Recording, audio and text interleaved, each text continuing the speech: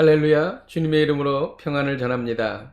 오늘 하나님께서 우리에게 주시는 말씀은 다니엘 11장 36절에서 45절까지 말씀입니다. 그 왕은 자기 마음대로 행하며 스스로 높여 모든 신보다 크다 하며 비상한 말로 신들의 신을 대적하며 형통하기를 분노하심이 그칠 때까지 하리니 이는 그 작정된 일을 반드시 이루실 것임이라. 그가 모든 것보다 스스로 크다 하고 그의 조상들의 신들과 여자들이 흠모하는 것을 돌아보지 아니하며 어떤 신도 돌아보지 아니하고 그 대신에 강한 신을 공경할 것이요 또 그의 조상들이 알지 못하던 신에게 금은 보석과 보물을 들여 공경할 것이며 그는 이방 신을 힘입어 크게 견고한 산성들을 점령할 것이요 무릇 그를 안다 하는 자에게는 영광을 더하여 여러 백성을 다스리게도 하며 그에게서 뇌물을 받고 땅을 나눠주기도 하리라.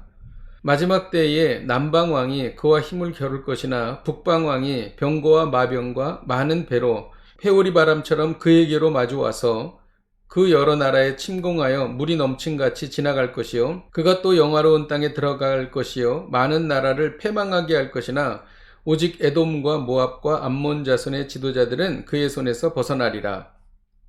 그가 여러 나라들의 그의 손을 펴리니 애굽 땅도 면하지 못할 것이니 그가 권세로 애굽의 금은과 모든 보물을 차지할 것이요 리비아 사람과 구스 사람이 그의 시종이 되리라. 그러나 동북에서부터 소문이 이르러 그를 번민하게 하므로 그가 분노하여 나가서 많은 무리를 다 죽이고 멸망시키고자 할 것이요 그가 장막 궁전을 바다와 영화롭고 거룩한 산 사이에 세울 것이나 그의 종말이 이르리니 도와줄 자가 없으리라. 아멘. 오늘 말씀은 어제에 이어서 적그리스도를 상징하는 안티오쿠스 4세에 대한 이야기입니다. 그는 지금의 시리아인 셀류쿠스 왕조의 왕으로서 차마 눈을 뜨고 볼 수 없는 악행을 저지른 자였습니다.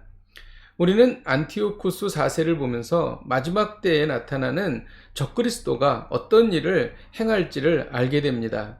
적그리스도는 어떤 악행을 행하고 있습니까? 36절에 보면 자기 마음대로 행할 것이라고 말합니다.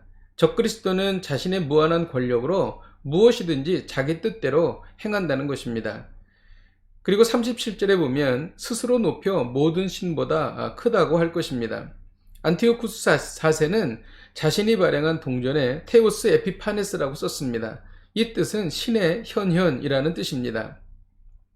또 36절에 보면 비상한 말로 신들의 신을 대적할 것입니다. 신들의 신은 여호와 하나님을 의미하는 것입니다. 적그리스도는 더러운 말로 신성 모독하며 여호와 하나님을 모독한다는 것입니다. 또 36절에 보면 하나님이 멈추시게 하실 때까지 크게 형통한다는 것입니다.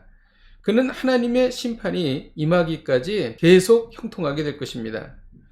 또 모든 신을 버리고 강한 신을 섬기게 될 것입니다. 이 강한 신은 요새를 지키는 군대의 힘을 말하는 것입니다. 우리는 오늘 말씀을 통하여 두 가지 분명한 사실을 깨닫게 됩니다. 적그리스도의 등장과 그의 행위는 하나님의 작정된 일이라는 것입니다. 이는 모든 주권이 하나님의 손 안에 있다는 것입니다. 36절에 그 작정된 것을 반드시 이루실 것임이라고 말하고 있기 때문입니다. 또 적그리스도가 아무리 강해도 결국 패망한다는 것입니다. 45절에 보면 그의 종말이 이르리니 도와줄 자가 없으리라 라고 말하기 때문입니다. 이를 통해 우리가 배우는 것이 있습니다. 이 세상이 덧없는 것처럼 악의 세력이 누리는 형통도 덧없기 그지없다는 것입니다. 우리가 사는 세상도 에피파네스처럼 속임수로 권력을 장악하고 속임수로 사람들을 괴롭히는 많은 세상 권력이 있습니다. 이들은 강한 힘으로 무소부리의 권력을 휘두릅니다. 그러나 이 모든 것은 하나님의 정하신 때까지입니다. 안티오쿠스 4세는 페르시아의 한 도시를 약탈하려다가 실패하여 많은 병력을 잃고 좌절하고 있었습니다. 그때 그는 또 유대에서 자기의 군사가 패전했다는 소식을 듣고 병석에 누워 시름시름 앓다가 죽게 되었습니다.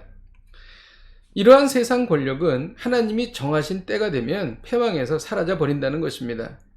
그러므로 믿는 성도들은 악의 세력이 형통해도 그리고 아무리 박해를 가해도 결국 승리하시는 하나님만 바라보고 소망을 가지고 굳세게 걸어가야 할 것입니다.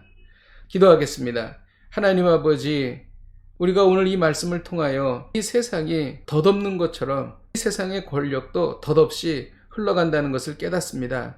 이 모든 것은 하나님의 주권하에 이루어지는 것인 줄로 믿습니다. 오직 하나님만 바라보고 소망을 가지고 살아가겠습니다. 예수님의 이름으로 기도하였습니다. 아멘.